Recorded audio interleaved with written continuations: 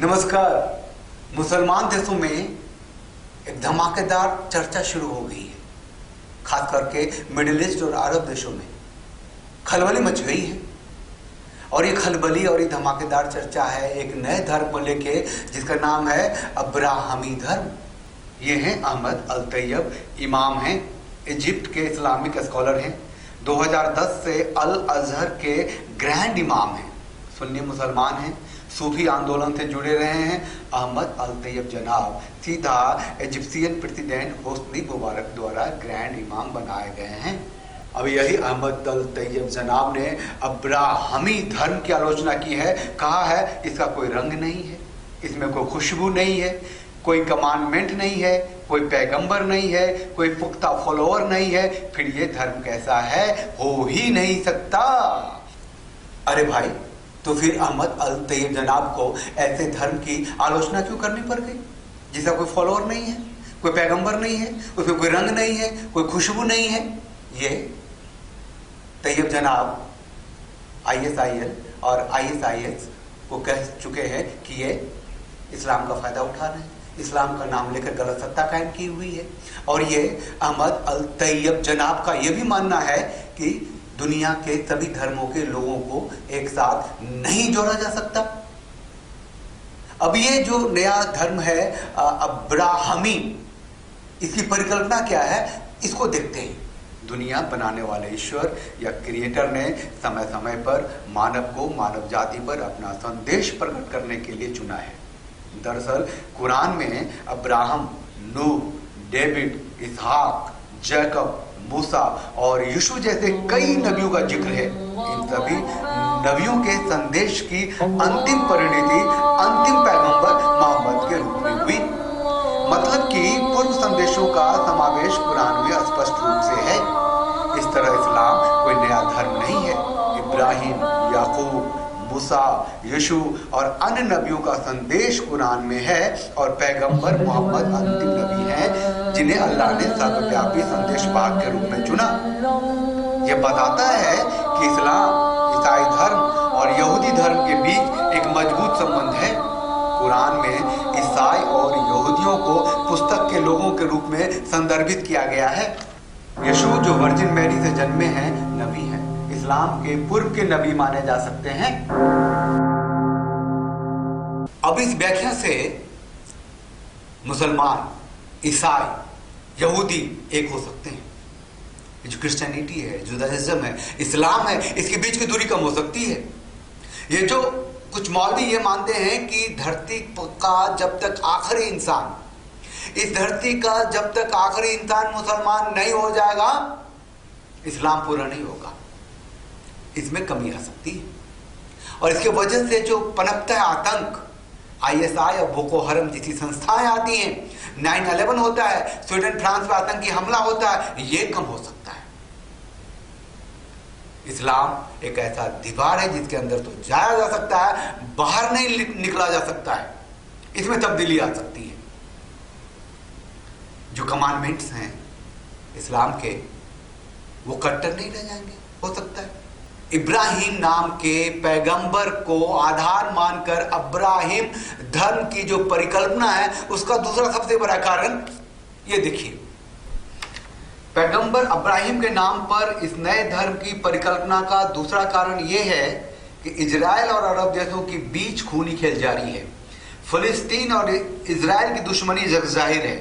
एक यहूदी है और एक मुसलमान है और दोनों के लिंक पैगंबर अब्राहम से है।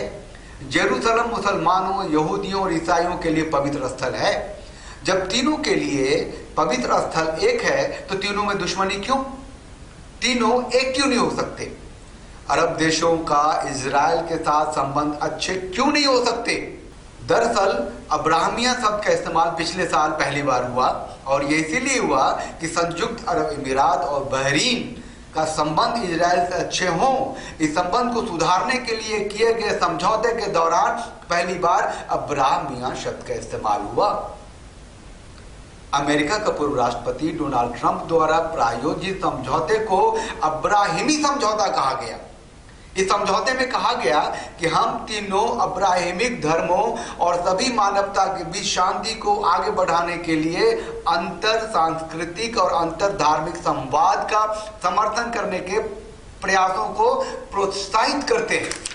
आप कह सकते हैं कि इजराइल के साथ संबंधों को बेहतर बनाना सिर्फ राजनीतिक या आर्थिक समझौता नहीं था, इसमें धर्म भी शामिल था और समझौता करने वाले अरब देश और इजराइल ने माना कि वो अब्राहिमी धर्म से रिश्ता रखते हैं और कभी एक हो सकते हैं। इसे ही बाद में एकीकृत अब्राहिमी धर्म कहा जाने लगा है। तो वैचारिक रूप से जो अब्राहिम धर्म को सही भी मानते हैं, वो भी कुछ कहने से बच रहे हैं क्योंकि उन्हें लगता है कि ये राजनीतिक आर्थिक फंडा हो सकता है। हो सकता है कि विश्व के लोगों को आर्थिक रूप से मजबूत होने के लिए एक चीज लेके आनी पड़ी है जो अब्राहिमी धर्म है। इस्लाम को दीवार मानने वाले लोग भी ये मानने लगे हैं कि अब्राहिम धर्म एक ऐसा धर्म होगा जिसे इस्लाम के बंद दरवाजे भी खुलते हुए दिखाई देंगे। इब्राहिम, पैगंबर इब्राहिम के नाम पर एक धर्म की परिकल्पना हुई है और उसकी चर्चा बहुत ही गंभीरता से हो रही है, दबे हुए हो रही है, छुप छुप के हो रही है। खुल के सिर्फ एक तैयब साहब ने उसकी आलोचना की है, लेकिन ये एक खलबली का मसाला मिल गया है दुनिया को, खास करके अरब देशों को, मुसलमानों को। अब भारत की बात करें तो यहाँ तो ईसाई भी है, यहूदी भी है, मुसलमान तो हैं ही। ये सब के सब एक दूसरे के परस्पर विरोधी हैं धार्मिक रूप से। इस्लाम तो किसी को अंडरस्टैंड ही करना नहीं चाहता, किसी से मिलना ही नहीं चाहता।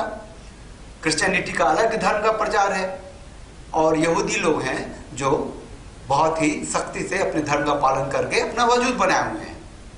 भारत का एक बहुत बड़ा वर्ग, इसका मेजॉरिटी हिंदुइज्म है, जो हिंदू धर्म को वो यहाँ की जीवन शैली कहते हैं। कोई भी हिंदू हो सकता है, तो वो उठो सूरज को प्रणाम करो, तुम हिंदू हो गए। पौधे को जल डालो, हिंदू हो गए। गाय को रोटी खिलाओ, हिंदू हो गए। किसी भी पशु पक्षी को दाना डालो, हिंदू हो गए। किसी भी बीमार मवेशी को, पशु को की सेवा करो, हिंदू हो गए। जरूरी है कि कोई मूर्ति पूजा में आस्था रखता हो वही हिंदू है। तो अब्राहिम जो धर्म निकल के आ रहा है, उससे हिंदुत्व को ना तो कोई खतरा है, ना ही उससे कुछ लेना देना है। यहाँ तो सबका स्वागत है। मतलब हिंदू धर्म तो वही है जो कहते हैं कि सिया राम मैं सब जग जानी। लेकिन ये अरब देशों के लिए, मुसलमान देशों के लिए एक खलबली सी मच गई है। अब्राहिमी धर्म अच्छा है, बुरा है, नहीं है, क्या रंग है, क्या खुशबू है, क्या कमांडमेंट है, इसकी क्या रिलीजियस टेक्स्ट होंगे, इस सब पर बहस होनी शुरू हो गई है। लेकिन इतना तय है कि ये जो ईसाई हैं, ये जो यहूदी है, ये जो इस्लाम है, इन सब के जो बहुत पहले के नबी हुआ करते थे इब्राहिम, उसके नाम पर एक धर्म की चर्चा शुरू हो गई है।